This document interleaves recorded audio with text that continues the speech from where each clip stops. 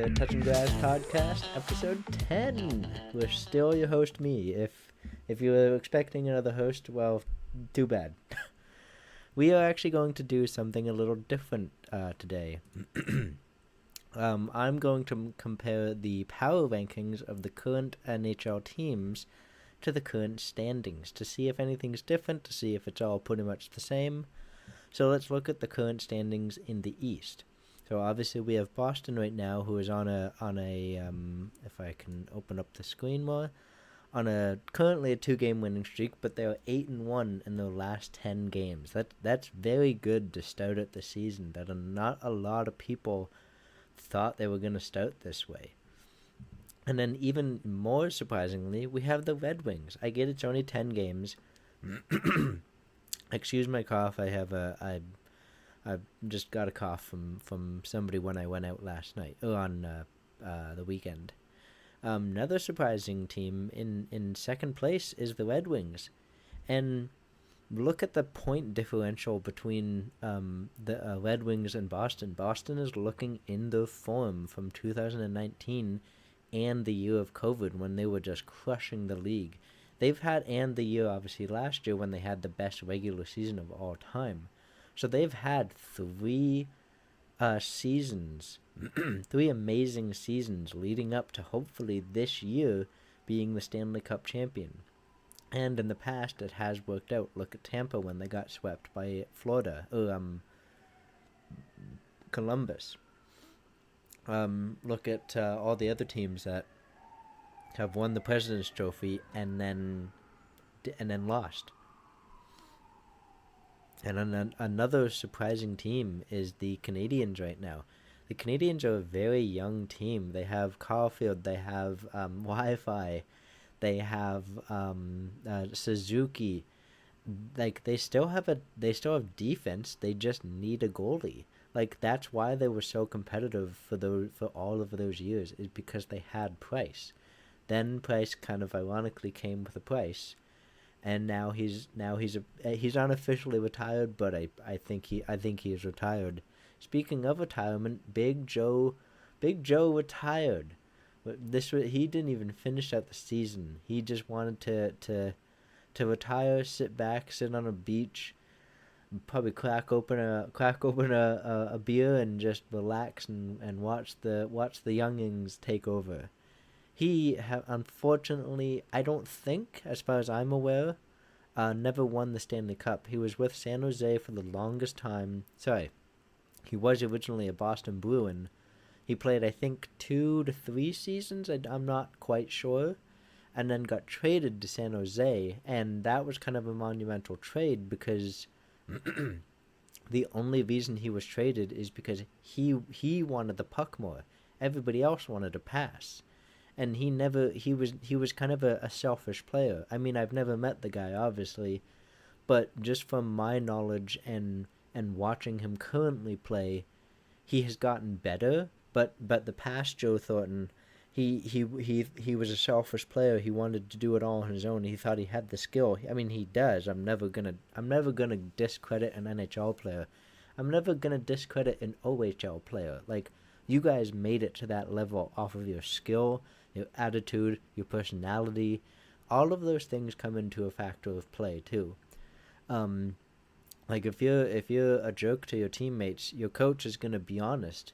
And if you're a nice guy, but maybe you've missed a play or missed a puck or whatever like that, your coach, you being the nice guy, your coach is gonna kind of help you, and talk to a scout and say, yeah, no, he's a great guy. They're gonna talk about other things, but if you're just an asshole to them, they're not going to help give you a bone. And then we have the typical teams on this list of the Lightning, Toronto, Florida, Ottawa. Ottawa today just lost their first overall pick because of what I'm understanding, it was an illegal trade because they didn't let Vegas know about his 10-team trade clause, 10-team list, because he has a trade clause. So when they tried to trade him to Anaheim, that was one of the teams that was on the list that he didn't want to play for. So then instead of, and I'm glad the NHL didn't put blame on the wrong team. They put the blame on the Senators, and they lost the first round pick, which is kind of big for Ottawa because they just made a huge trade for oh, what's his name? I can't remember the guy that they just made a huge trade for. Everybody, oh, the guy from Arizona, Jacob Chetron. They made a big trade for him. They traded a first, maybe even two. So losing this first this year really hurts them. But I don't know if it hurts them that much. Obviously, losing a first is huge. But first of all, any player in the draft, it's all up in the air. It's all on them. But with Ottawa, they've been so young. They've taken on bad contracts over the years, and so they've gotten the first round picks to make up for losing one. And now they're trying to win. They're trying to go for it. So, I mean, it does hurt them not having this first, and it hurts them losing it now because they could have used that as trade bait. But honestly, they're only 8 points. They're only 7 point. Sorry, 10 points back from the Bruins because again it's game 10. Like um there's really not much to go off of right now, but it's important to kind of look at each team and look at each division. So for the Metropolitan, we have the Rangers, but the Rangers always do this. They start strong. They even kind of finish the middle of the season strong, and then they kind of go underwater for like months, and then people are like, okay, whatever, and then they somehow always just sneak in, and then they lose. And then the Hurricanes are another team really trying to go for it this year. They won the cup, and I think in '01, something like that.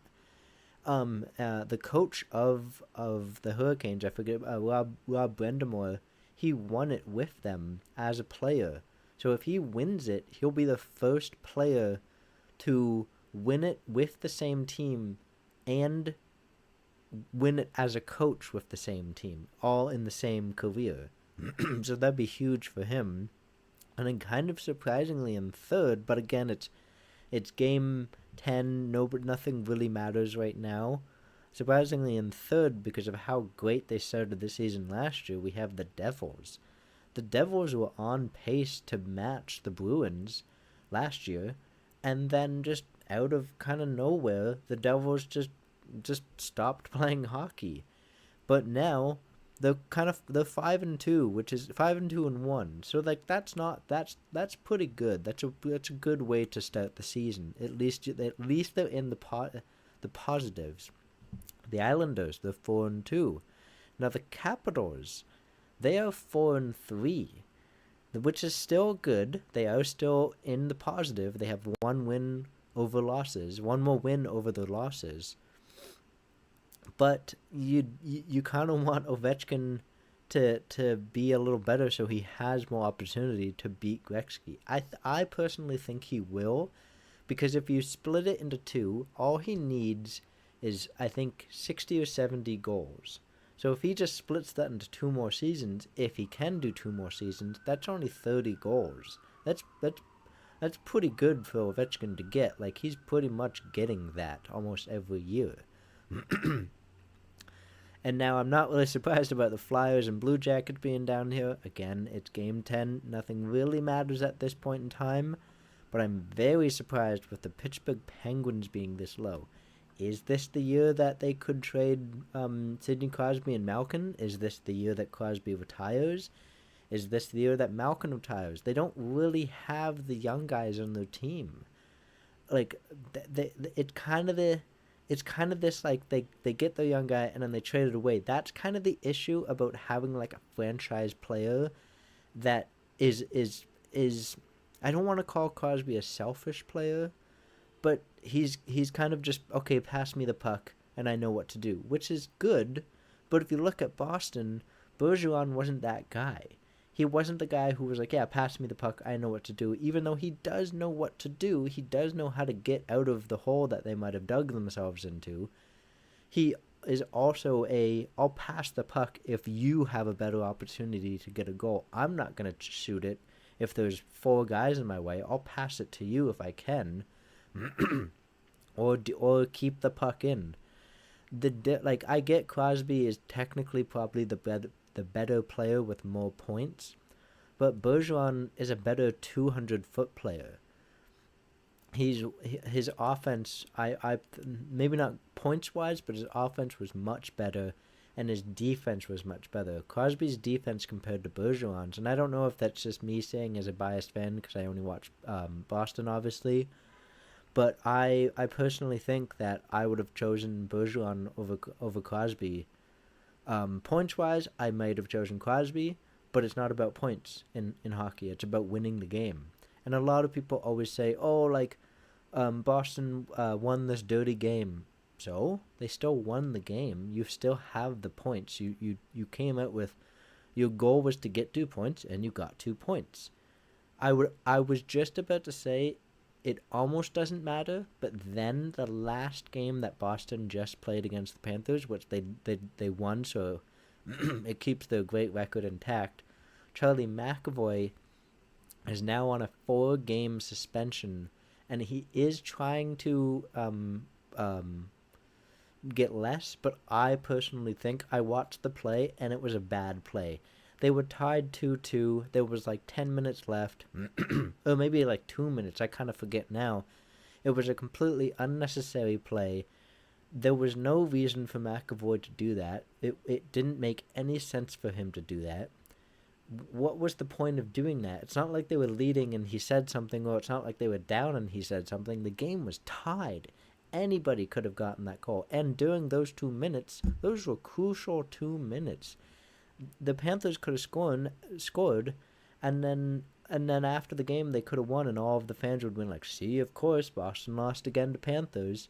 Luckily, they won. They took it to overtime, and it was a really nice goal by Pastrnak. I think it was Pastrnak. Maybe it was a tip by Zaka. I think Zaka tipped it from Pastrnak, and just one of those goals that a goalie just has to just put up his hands and say good goal. Like there's nothing you can do about a tip. Doesn't matter if you're Vasilevsky, if you're Carey Price, if you're Tuukka Rask. There's nothing you can do about a tip unless you have like robot-like reflexes. You're not gonna get a puck tipping in a completely opposite direction that you're not even looking at. But again, I'm not going to sit here and be like, oh yeah, it was a fine hit, it was a clean hit. No, he fully, if you watch the video, he actually lifted his shoulder into, I forget who he hit, but into the Panthers player, and his head was turned this way. McAvoy was coming over here. It was a full-on illegal hit. I'm a little surprised it was only 4 games, because this type of hit is how Marc Savard lost his career. Like, those hits are dangerous. That's why they got rid of the ruling of if a guy is in the corner and he has the puck, if you hit numbers to numbers, that's a straight up 5-minute actually maybe a game misconduct. They made that rule to make it safe, and I get there's going to be the occasional accidental hit. You see it all the time where somebody's looking this way, somebody's looking that way, and they just collide into each other, and then they're fully not paying attention. It's still going to be a penalty, I think, but if it's like the McAvoy hit, 1000% it is going to be a penalty every single damn day. And I don't know why he's trying to appeal it. It's 4 games. We can take the 4 games. It's only game 10 right now. It's really not that big of a deal. Because if you appeal it and say the NHL will be like, okay, then we'll give you 2, then it just puts a bad rap on McAvoy. Sorry about that. Then it just puts a bad rap on McAvoy, and everybody's going to be headhunting him. And then Marchand's going to have to stand up. Frederick's going to have to stand up. Coyle, Zaka, like just all the big guys on the Lucic is going to have to stand up. And now the issue about losing him, I mean, it's not a big issue because we're only game 10, but now it's gonna put a bug into Lucic's ear, thinking he needs to come back and quickly come back. Both of you guys don't rush it. Lucic, you're still out for like a week or 2. That's fine. It sucks that he is out for a week or two, but it's completely fine. McAvoy, I'm sorry, that was an illegal hit, and I would tell you that straight to your face. Because then it puts Boston in a bad position of like, do they defend him because he's their teammate, or do they reprimand him and then cause an issue between McAvoy and the team, and then you never know, because after Marchand retires, who's the captain? You would assume Pasternak, but a lot of people are saying no to Pasternak. I personally say yes. Pasternak doesn't take a lot of stupid penalties. Even Marchand has actually improved his leadership. He knows he's the captain, and he knows he can't take these stupid penalties anymore. But him having Bergeron as a captain, a calm, collected captain, he knew Marchand knew that he could be the rat. He knew he could be that like scroungy guy. He still kind of is, but he has pulled back his ratness a little. But all the things that he does, like when they were facing Chicago, he was just pushing Bedard into the boards and like holding onto his stick, but like letting it go every so often, so it wasn't a holding call. But he was doing stuff after the play just to annoy them, just to get in their heads, and that's what he does. But now that he's the captain, a lot of that is toned back. So I think once he retires, I personally think it's going to go to Pasternak, because I don't see anybody else on this team. A lot of people think, oh, McAvoy, but McAvoy, he's been hit and miss for leadership wise, and just not doing stupid shit wise. Every time I'm constantly if I'm actually looking at him, there's always a mistake. He always loses the puck. Every time I've actually watched him, he's caused at least 3 breakaways this season, and that's not good captain material. He'd be upset that he's not captain, but maybe not. Maybe it'll help him improve his game. And look at Marchand. He's only probably going to be the captain for a year or two. If the same thing happened with McAvoy, he'd be happy as a freaking fiddle just to be a captain for 1 or 2 years. The only reason Bergeron had it for 3 years is because Chara had it for like 15. He played until 45. If Chara didn't play that long, Bergeron would have gotten it way sooner. Then Marchand would have gotten it sooner. Then Pasternak would have gotten it sooner, or Marchand or McAvoy. You obviously can't give it to the goalie, or I kind of would have given it to Allmark. But let's just continue looking down the list here. Obviously, in the Western, we have the Avalanche, Dallas. The Jets are a surprising team because they're kind of not sure what they want to do. But look how tight-knitted this conference is. From Blackhawks to Jets, the points are 6-10. I get the points are very close together, which is a little surprising because of the current records. The Avalanche are on a 2-game losing streak. That makes a lot of sense now. But the Avalanche and everybody else in this team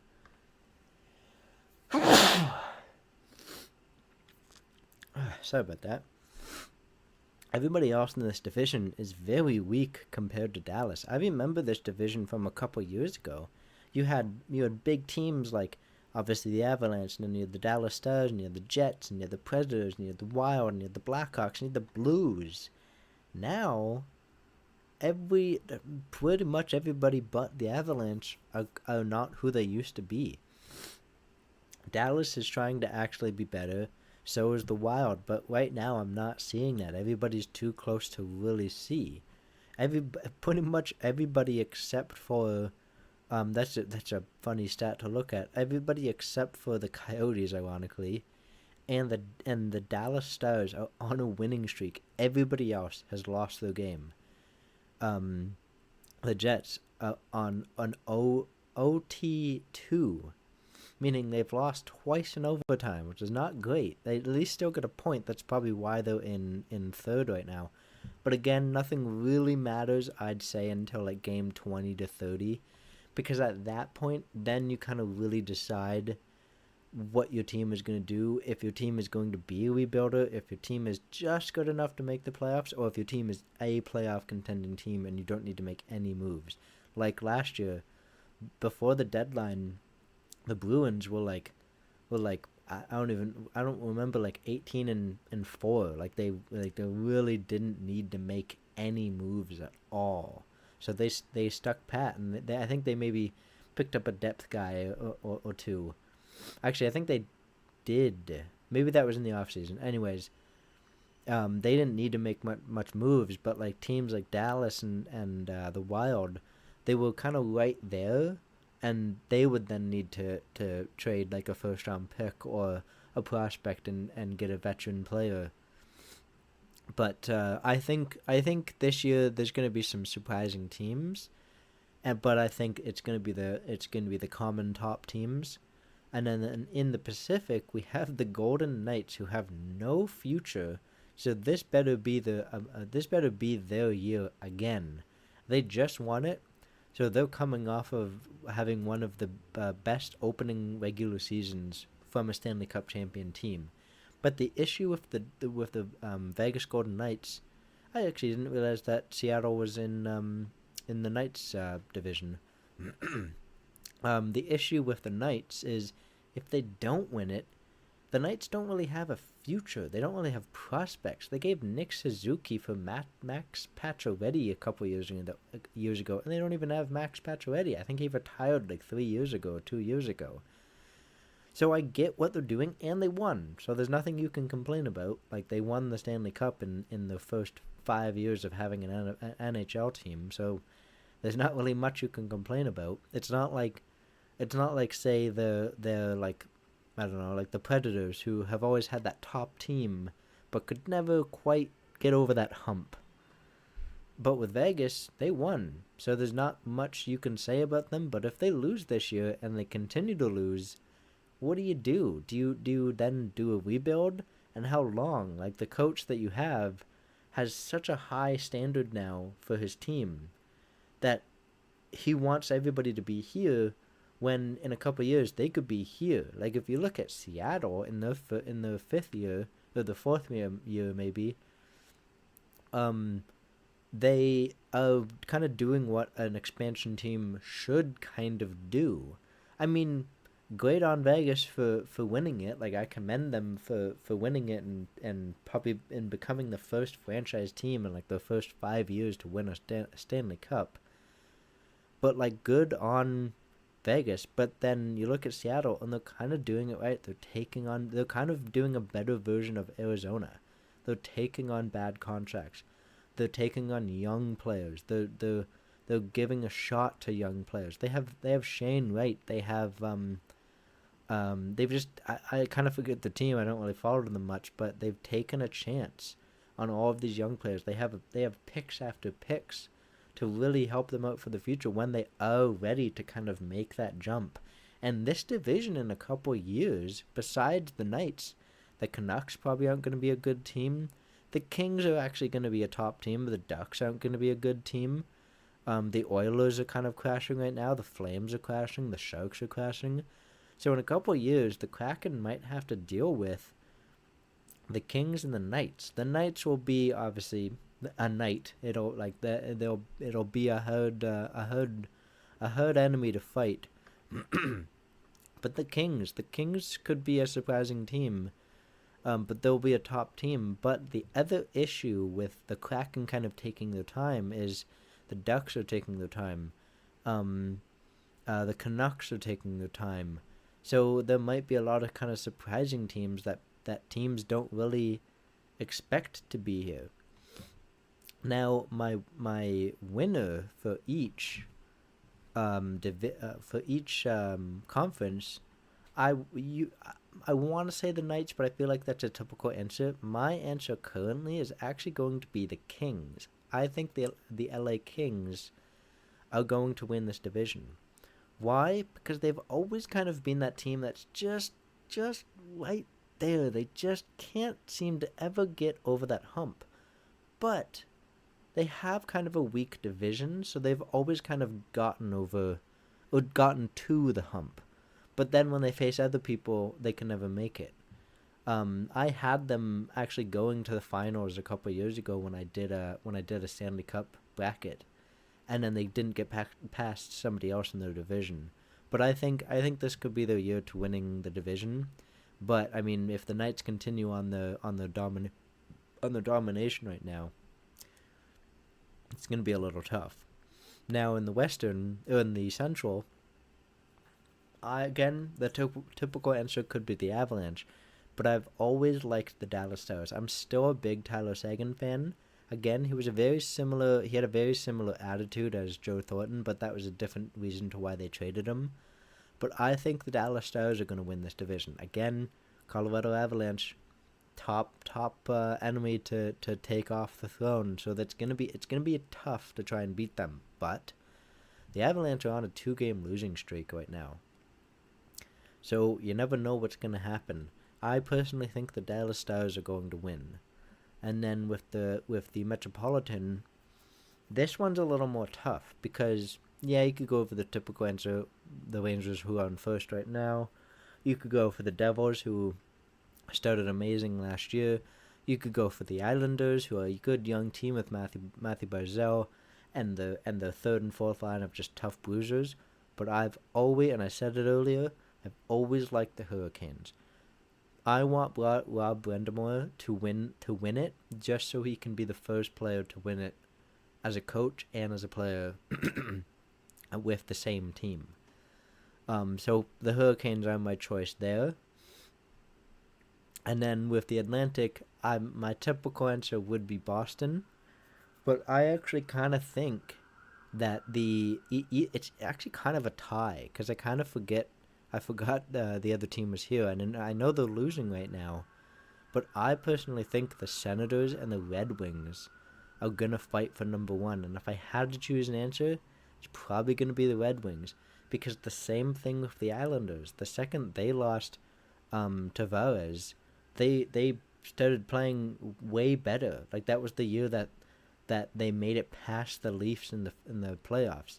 The Red Wings, they lost. Well, they didn't lose. They traded Bertuzzi, and now the in second place. But again, 10 games right now. So halfway through the season, I'll give a different team.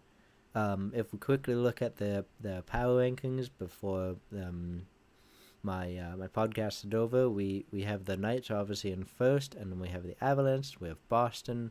We have Dallas number 4, and the previous ranking was number 7. So Dallas and the Red Wings, who previous ranking was 21, people just were cutting them out already even before the season started. And that's what people did with Boston last year, because they're like, oh, Bergeron and Krejci, like they're going to be too tired. It's gonna be a tough year. But obviously they have now the best regular season, quote unquote best. I get a lot of people are saying the Canadians back in the 70s and 60s or whatever didn't have overtime, didn't have shootout. So it's a asterisk, however you say that. And then we have the Rangers. People are always so high on the Rangers, but they've never really done much to really prove, to me at least, that this is their year. Like they constantly go out and get that big name, but then they have another major problem, and it doesn't really change much for them. Then we have the Leafs. The Leafs are always going to be, even as a Boston fan, I know the Leafs are always going to be a top team, but they have goalie problems. The current starter, well, projected starter is Joseph Woll, which I like. I mean, it's good because, like, what if he does then turn out to be an incredible star? But it's not like this is his first time playing. He's played a couple times, and he's played good, but he's played good as a backup for, like, the first 10 games. So I think the same thing is going to happen. I think he's going to play, and then they're going to pass the 10 games, and then they're going to lose, and then they're going to have to trade even more to get another goalie because Samsonov is not doing great, / I think he's injured. I'm not too sure about that. Like a lot of the media from Toronto is basically saying, like, do they ride with Wall, or or potentially tank with Samsonov's confidence. But that's the issue with Toronto's media is they're always so hard on their team, which I don't understand why. Like you look at the Rangers, they're not as hard, and New York is a much bigger city than Toronto, or maybe equally, but the New York's media is not as bad. Like they kind of understand because I think Toronto Toronto has always had top teams. If you look at New York, um, the Knicks and the Mets are both terrible, absolutely terrible. So I think it kind of simmered their expectations. But with Toronto, you have the Leafs, you have the Argonauts, you have the Jays, you have um, you have Toronto FC. Toronto FC is not really doing good, but nobody really pays attention to soccer here or football. Um, but all of these other teams are like top teams, and that's why the media I think here is absolutely terrible. And then you have the Kings. You surprisingly have the Canucks, but there's a lot of issues with the Canucks right now. They should have been a good young team moving forward, but now I'm hearing kind of some rumblings and some problems. So maybe the Canucks will just go out and trade everybody. Like they already traded I think JT Miller, or like there was speculation they were going to and then they didn't. So it's a bit of back and forth right now. What's not going to help them is where are they in the what's not going to help them is they're second right now.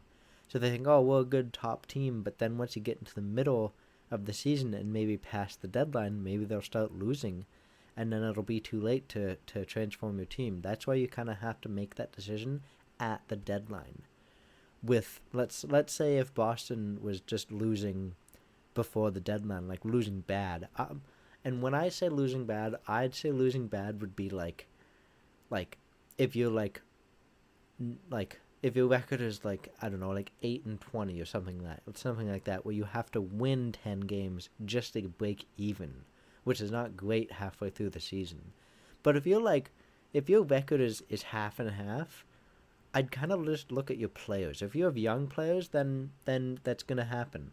Then I would kind of take a chance. But if you have kind of older players like the Vegas Golden Knights, who their team, if they do end up kind of equaling out their standings by that point, maybe they trade players. But we've never really seen Vegas rebuild yet, so we don't really know that's gonna work out for them.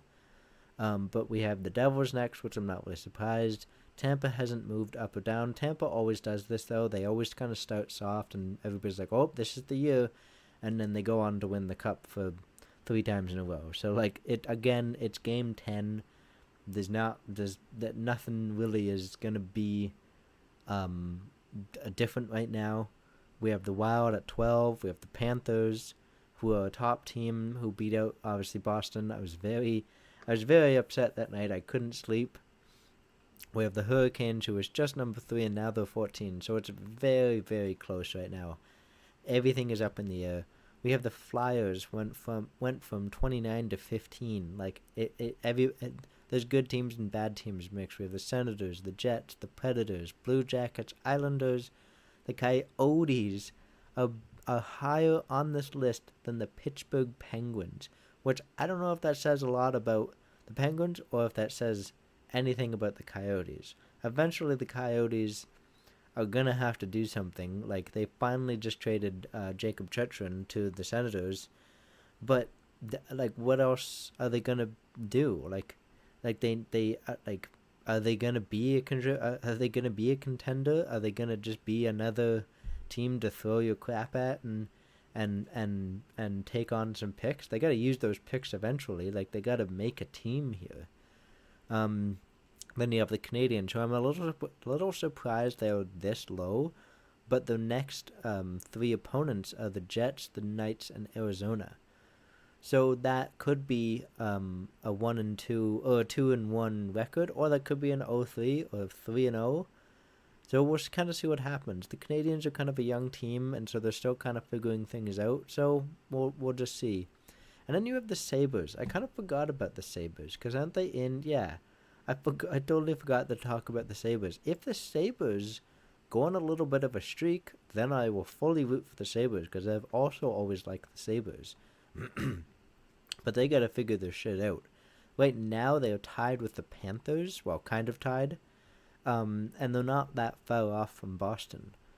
But, I mean, the Sabres are kind of that perennial team who's just kind of like the revolving door, who's either sending guys out or bringing guys in, and they never really stop and think, okay, is this the year? They just kind of continue to revolve that door and hope for the best. And then you have the Oilers. They got to do something with McDavid. Just a quick point. I personally think I would trade him, and you could get a boatload for him. But the unfortunate thing is, I don't think they're ever going to trade him. But nobody is not tradable. Gretzky got traded like 4 times. Got the Kraken, got the Flames, the Blues, the Ducks, the Blackhawks, and the Capitals are the second worst team, which is kind of sucks for Ovechkin. But I mean, we'll see what happens. We'll see how the middle of the season turns out. We'll see how the end of the season turns out. But you have my rankings. You have my top teams in each division. So for now, I'm going to end the stream here. So stay awesome, you're awesome, and rock on. Peace.